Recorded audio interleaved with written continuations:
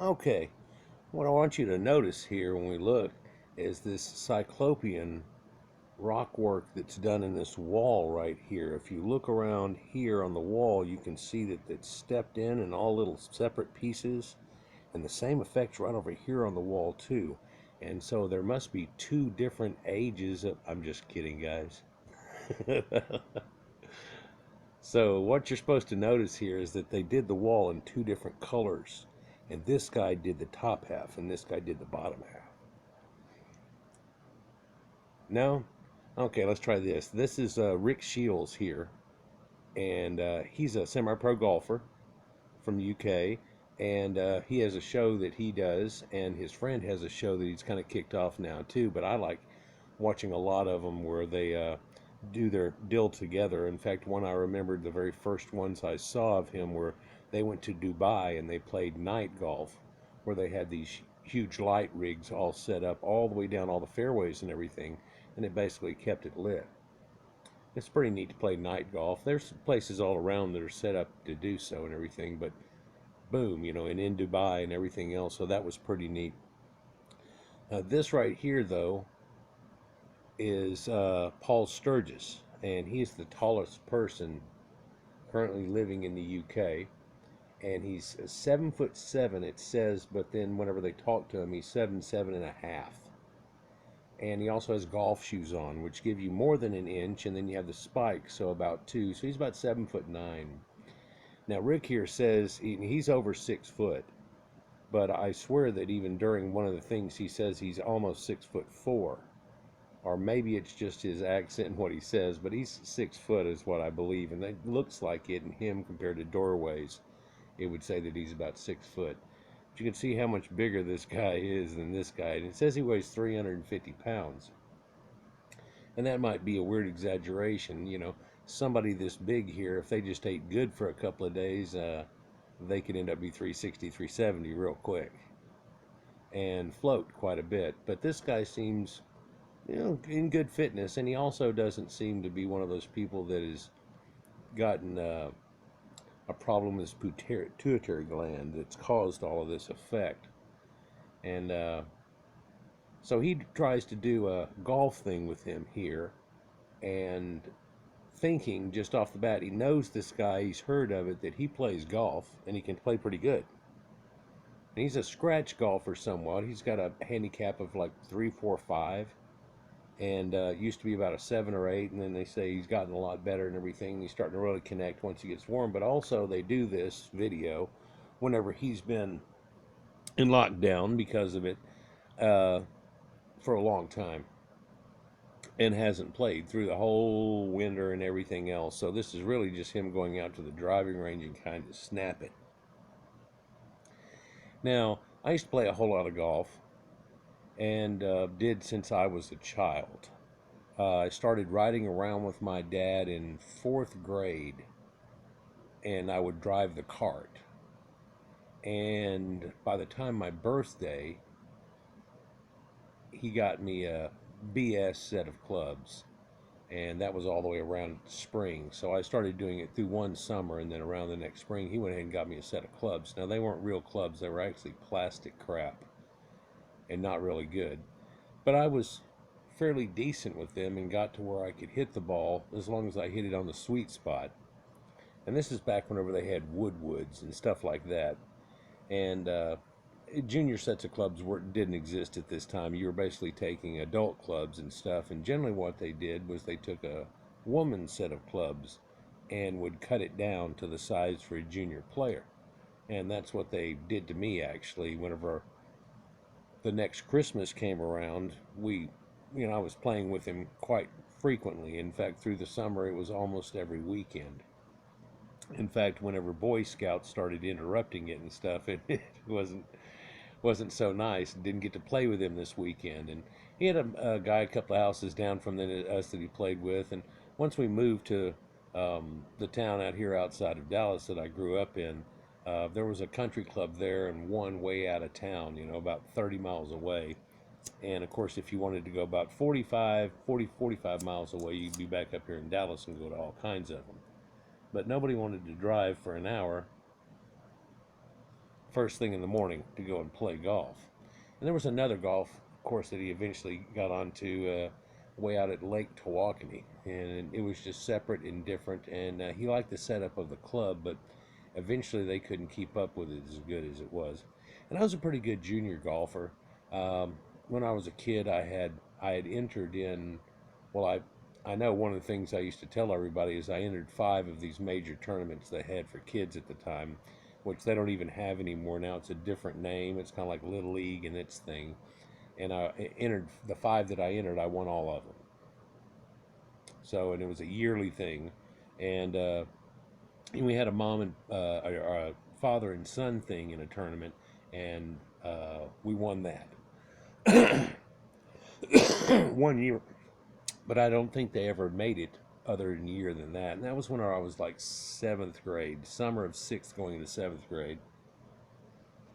And I can still remember whenever I finally got to hit the ball almost as far as Dad. And there was a time, man, I'm just going to go off on a golf story. Okay. So there was a time when we were playing out on this course that we used to play on all the time. And going off the tee, it was a par 5. So it would go down and then it would bend, and there were trees all down the side, so you can't, hook it around the edge. It took a weird golfer to be able to try to hit it out here and hook it back around, something like that. So instead of finally, this was the first time this summer. All of a sudden, I was hitting the golf ball a lot better. And the last time we played here, I had hit it so far it went through the edge of the fairway all the way straight. And of course, I could turn the ball a little bit. As a kid, I could hit it left or right. My natural play was a little push draw, but I could hit it either way.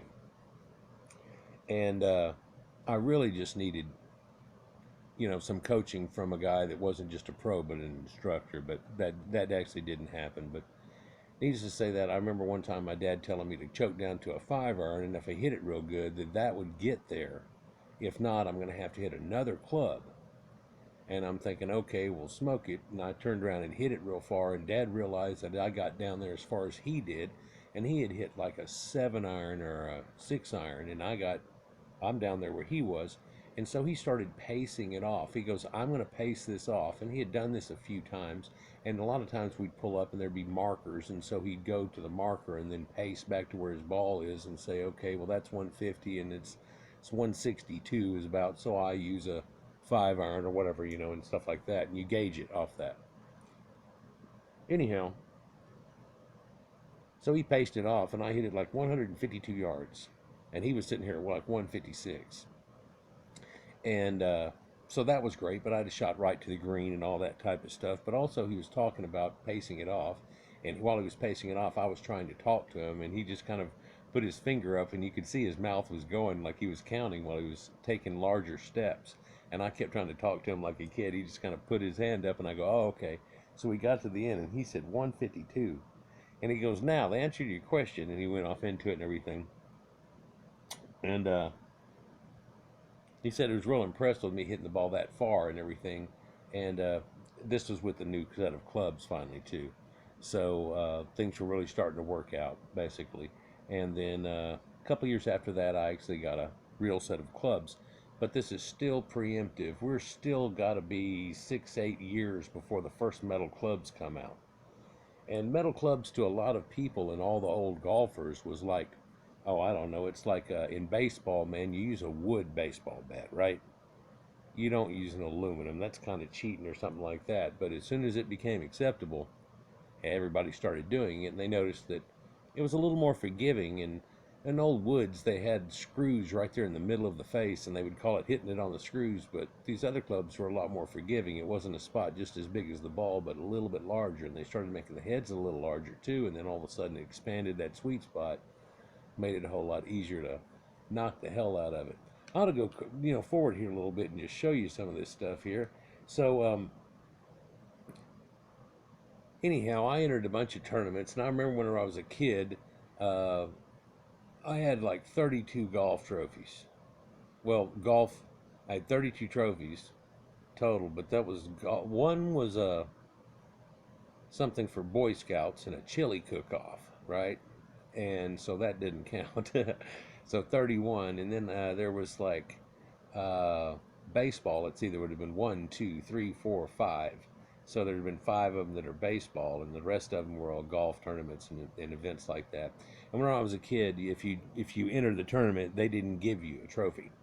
You had to get first, second, or third. And let me tell you, third place was basically a plaque that was a half-inch tall with a little guy on it swinging a golf club about this big. Now, second place was a tower on that same pillar, and a tower, and up here, and there was a golfer on there, and it's the same damn golfer. If you got first place, it was 2 towers, and a hair taller than that, like instead of 10 inches, it was 12, and it had a slightly bigger golfer on it. Sometimes one of the ones I got was not. In fact, the one that I got for whenever we won the All-Stars in baseball was the exact same one that I won for some bullshit golf tournament whenever I come in first place, except for it wasn't a person with a baseball bat, it was a thing. But of course, realizing this came from this trophy place that was in town, and it was just common things, put together. Had 2 little eagles on the side of it, and then somebody hitting or whatever. And I beat Justin Leonard, which you may have heard of, and a couple of other golfers that you probably haven't never heard of whenever they were coming out. But of course, Justin was like 3 or 4 years younger than me, and once I got a little bit older, and he was the hot kid. But to tell you that I beat him, that's great. But hell, I was in 9th grade whenever he was in 5th or something. And the summer after 5th grade, he was already getting hot like I was when I was a kid. Much better than I was when I was a kid, because they were talking about challenging, whatever. I beat him by like 3 strokes and won a tournament. About 2 years later than that, he was challenging kids in high school. Yeah, there's Joel Edwards and a few other people that lived out there. But regardless of that, I don't play golf anymore. It's not that I don't want to, it's that I really can't due to my back and everything. Don't really get into that. But last time I played golf, I shot a 75.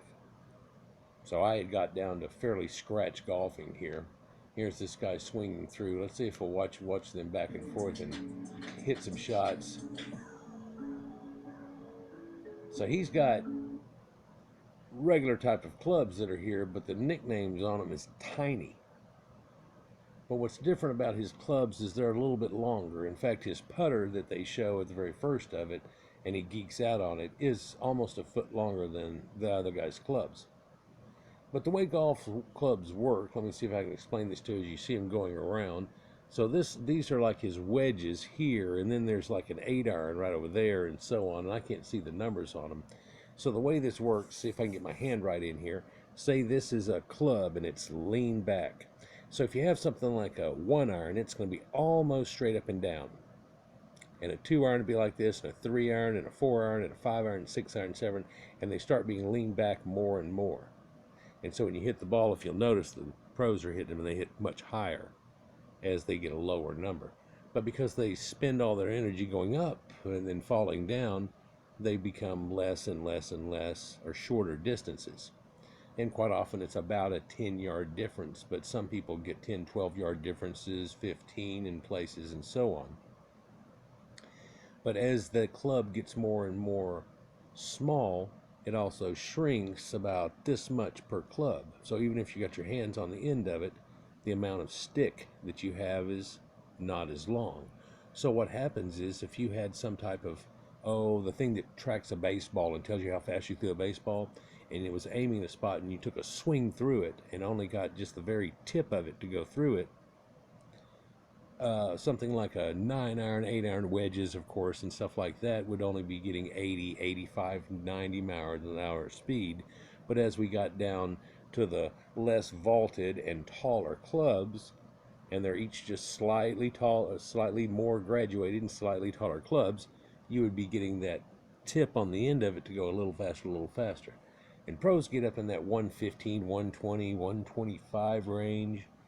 Now, you do see these crazy guys that are long ball hitters and stuff, and that's all they do, and they'll can get up over 130 and so on, and they're just really crushing the ball. But generally, they don't have any accuracy.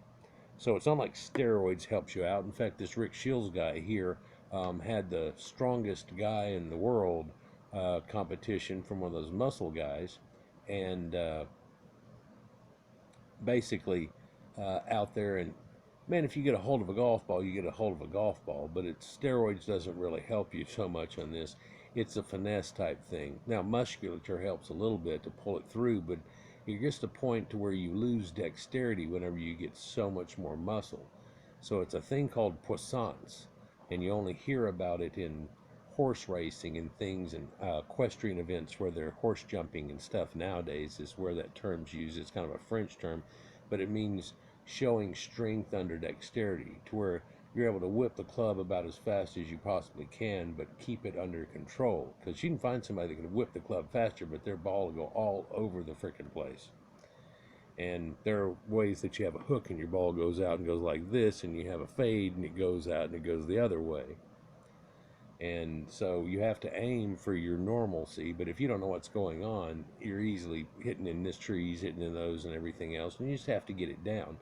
And the simplistic thing is you hit a bunch of balls and with the same clubs, and you should be getting about the same distance out of it. Let's say my 8-iron used to go about 140, right? So my 7-iron goes about 150. So my 6-iron go about 160, and it just come up from there. And all the way through like a 3-iron, then you go to a 5-wood, to a 3-wood, to that. And of course, the 5-wood, 3-wood, and everything, you might be getting 20 or 30 yards, depending on how well you get a hold of your woods. Each one is just more graduated, just like hitting a lesser club. But because they're staggered like 3, 5, 7, and so on, and driver, of course, that's how lofted they are and how much they're hitting, but also kind of the size of the head, length of the shaft, compression, and other things. Which you could basically look like a 3 or 4-iron with the better head on it is what your rescue club is, generally a 4 or 5-wood type of action that's on it. Anyhow, that's kind of golf basics in a nutshell, and you can tell right here where he's got his putter and that other guy's putter, and you can see it's not a foot, it's about 9-10 inches farther than the other one. And so the first thing they do is get him out here and trying to see, and he says something correct right when they first get out here. They go, I'd see you out driving me easily because of your amount of leverage on what you have going. And here's this guy right here, and great guy, but he has that real deep voice whenever he talks and everything. Sounds like he's huffing that sulfur hexoflexate stuff that you can take, and it'll make you talk real deep. But and he's just a huge guy, big old guy here, and a nice dude, really. And so he's hitting his 8-iron, and like I tell you, I generally, here's the way it worked with me playing golf. I wasn't trying to be a pro, but trying to be constant. So I practiced whenever I was a kid, not trying to hit it as hard as I could, but hit hard and constant. So it's about 85, 90%, and always swinging that much. And then you'd have an in-between club situation where, say, if I hit it 135, 8-iron, 135 to 140, if I was 142, I could either cream my 8-iron and try to hit it 95, and really get a hold of it, or if I felt comfortable, or if not, I go down to a 7-iron, but then I'm making sure I'm hitting that 85-ish shot, and it should be about the same, and so they kind of get that same ideal. And it's all in feel, if you will, right? And so I would go and play over at this school and stuff and hit them from one place to another and basically get it down to where I'm constantly hitting them in a patch and then going to where they are and then hitting them back with a different club. And I take 3 or 4 clubs with me and do this. And just, over the process of, I get real excited playing golf with Dad and come back from it and everything. We're through, and I'd eat something, do a thing, and then I'd grab some clubs and go over across. What are you doing? I want to work on my long irons and stuff and try to work on it. So, anyhow, but some of the other trophies, of course, were in baseball and stuff like that. Also, I had a couple of tennis trophies. Whenever I was in 10th grade, I was second seed in all of high school in the tennis team, second seed in the golf that was there, and I played JV quarterback. And me and another guy actually traded off, and in the trade off, I was a tailback or a tight end. And you'd call it a tight end, but the way that we were on I formation and everything, it was really not the wide receiver, but the non-wide receiver is the one that I was always be. But and also played defensive end too. In JV games, quite often you had them going back and forth back then and everything too. And stuff, so it's a little different than it is nowadays. But you know, we've talked about giants and everything, and this guy's 7'7", and you know, hey, I got up to 5'10" and a half, big freaking deal. Whenever I was a little kid, though, you know, I got up to about 5'2", 5'4", and then all of a sudden I didn't grow very much for a couple of years there, but I got a little chubby, and I was about 5'6" and a little chubby, and then all of a sudden I shot up to 5'10" and ended up being fairly skinny. Showed you a picture here recently of me in front of a car and everything, and I started working out at that point, but that was 16 going on 17. Just like the song. And you can imagine, this guy's 6 foot tall, but we've talked frequently about people that were only around 5'2", 5'4" back in the old days. So this guy is easily a foot and a half taller than them. And, oh yeah, I went off talking about it. He's 350 pounds. And Rick Shields over here is probably 175, 180. So, you know, he's twice as big as him, twice the weight of him and everything. And whenever you know, looking back at old folklore and stuff, when they say twice as big as him, well, he's not twice as big because that guy's 6 foot tall, so he'd have to be 12 foot tall and couldn't stand in the building. But he is twice as big as him. Well, in one way, but this guy's bigger even than the reported size of Goliath over here. By far. But also, he weighs twice as much as him. And he's not even heavy. If that guy was to get heavy, he'd go 450 in a heartbeat. Yeah, you get 100 pounds on him, it wouldn't even show very much like it would on Rick in a heartbeat.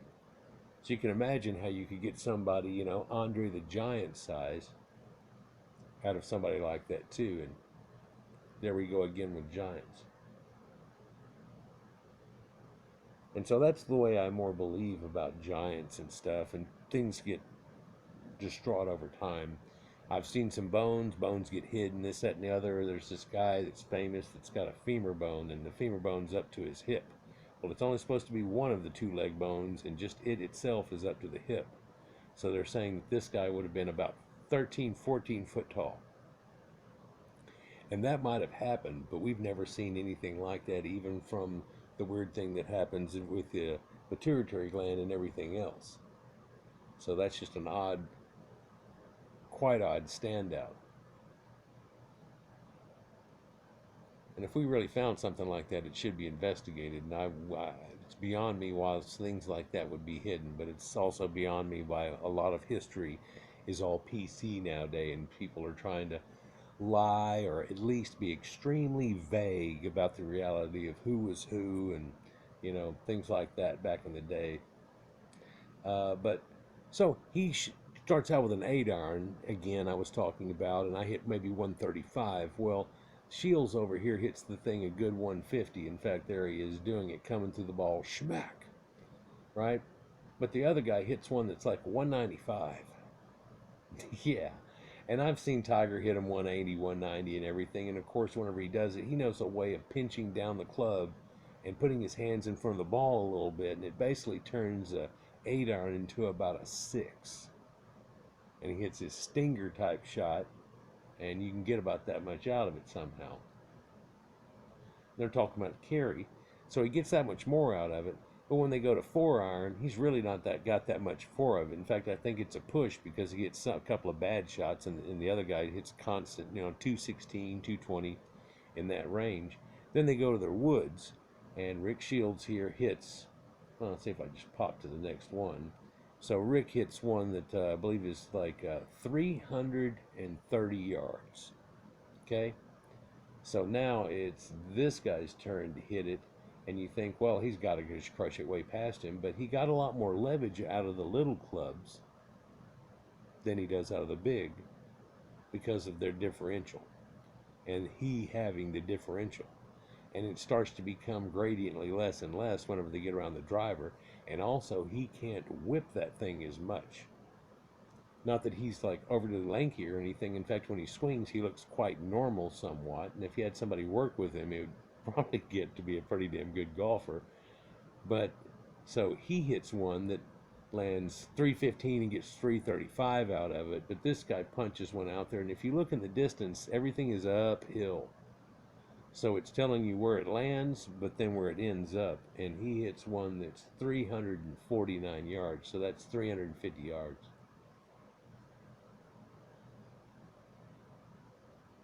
To an uphill roll. So it was rolling out pretty good. In fact, he hits a low driver and a little draw on it. Whenever that hits the ground, it's going to try to roll out. If you hit with a fade, it generally tries to stop a little more. So it's a great idea to hit a fade to greens and a driver if you can going, but draw. But only if the fairway goes around this way do you want to hit a draw that way and kind of aim out here and let it do that and go here for the other way. And so you're supposed to kind of play it the right way. But a lot of people are stuck on one side or the other. In fact, late in my life when I came back to golf, I could hit it straight or with a fade to a slice. So I was having to play one side of the fairway. But Jack Nicklaus always did that, and it worked out great for him, didn't it? So worked out pretty good for me, and I got it back down here in the last couple of years to a, almost a scratch golf situation. This man is a scratch golfer, meaning that he shot under par quite a few times. Really, seriously, to be honest with you, I've never shot under par on a full scorecard. I've shot under par on the front side or on the back side, but I always screw the other one up enough where one way or another, it's not the one. And I don't do it. I've shot a 73 and a par 72 with a bogey finish. So I had it, but it never happened. But if I would have had somebody, and that's with nobody ever really working with me, if I'd have had somebody start working with me and stuff, things would have happened. But I don't think I would ever hit pro length the balls. But whenever I was a kid, what helped me a lot, and I still to this day watch it sometimes, is women's golf. For they hit about the difference of a normal man rather than a pro. And so you can learn a lot from watching women's golf versus pros golf if you're not a pro. And I know what you're thinking, watching golf has got to be boring. Well, not really if you're into it quite a bit. It's really not. Whenever I was a kid, the coverage and the footage of the way it looked and the ball coming and flying didn't look so fantastic, and you couldn't tell what was going on. You'd just see somebody hit a ball off into the air and you'd lose it. And then they'd show another camera shot where it comes down or whatever. Nowadays they can get trajectory on them and things, and it's a whole lot more in tune. But there are a lot of people who can't stand to watch any sporting event. Soccer to me is extremely boring unless you edit out all the in-betweens. Got a bunch of shots on goal like in hockey and stuff, and it gets real exciting. And a hockey fight, oh, that'll get everybody going, won't it? But anyhow, as it gets up to here, this guy hits one 350, so it's not that much larger. I mean, literally he's almost 30% longer on his 8-iron. But when you get up here to a driver, it's only like 10% longer maybe. So that happens somewhat. And Rick Shields is only swinging, 112 or something like that, where the big tall guy has still got a whip that's coming out at 125. So he should actually hit it even farther than that, but he's not hitting it as smooth and perfect and right in the middle of the face and everything that Rick is. In fact, Rick's got to do all of that in a bag of chips to break 300, and he hits them out there at 315 to 335. Whee! I usually would hit a ball about 250, 265, and that's about my average. But depending on how it lands, if I got any rollout of my drive, it would go 285, 290, even get up close to 300. But rarely did I have 300-yard drives. I wasn't that long of a hitter. But I'll tell you a story of how I had a 482-yard drive or somewhere around that range, but this was a weird par 5. Starting out, we were on a tee box that's overlooking water, and you're hitting over a slight hill, downhill, and you can see the fork of the trees, and they go downhill, and it follows this. But whenever it follows this, it starts to go downhill, and then it veers to the right, down like this, and it goes way downhill, flattens out, and then turns back to the left, flattens out. There's a creek that runs right here, and a green. Now, it's over 500 yards, and it's a par 5 because par 5 means it's going to take 2 extremely long shots to get there. and then you putt it out. The par 3 is where you can land there in one shot and supposedly do a 2-putt. You're supposed to do a 2-putt to make your par, so if you land on the green in 1, 2-putt, that's 3, par 3. Par 4, you hit a long drive, then it's pretty much a par 3 from there, where you hit it on the green, make 2 putts. Par 5 is 2 long driver type shots, but a lot of pros nowadays, it's kind of cheating, or hitting the ball so long to where they're actually hitting short to mid irons into the greens, and it changes it and kind of puts the people that can't really hit it long off the card.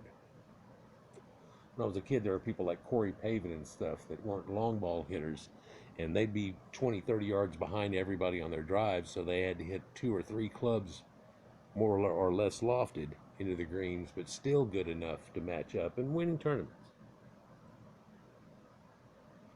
All right. So, let me flip to another picture here.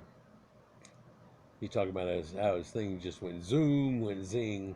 So he's a great guy right here, and apparently this is T-Rex's truck shop and da-da-da, and there's apparently, in this Dinosaurville over his left shoulder here is a putt-putt range that's all out there with dinosaurs in it, but they have a drive range built into it. I don't know, it's got to be someplace near his house or something that they're doing this with. But there he is, right at the point of connecting with the ball. In fact, the club is whipping through, and you can see it, and the blur barely on the ball. So it's actually there, and it's already left. Isn't that amazing? So if we watch it from here, it's just going to go whoosh and be off of there. Click.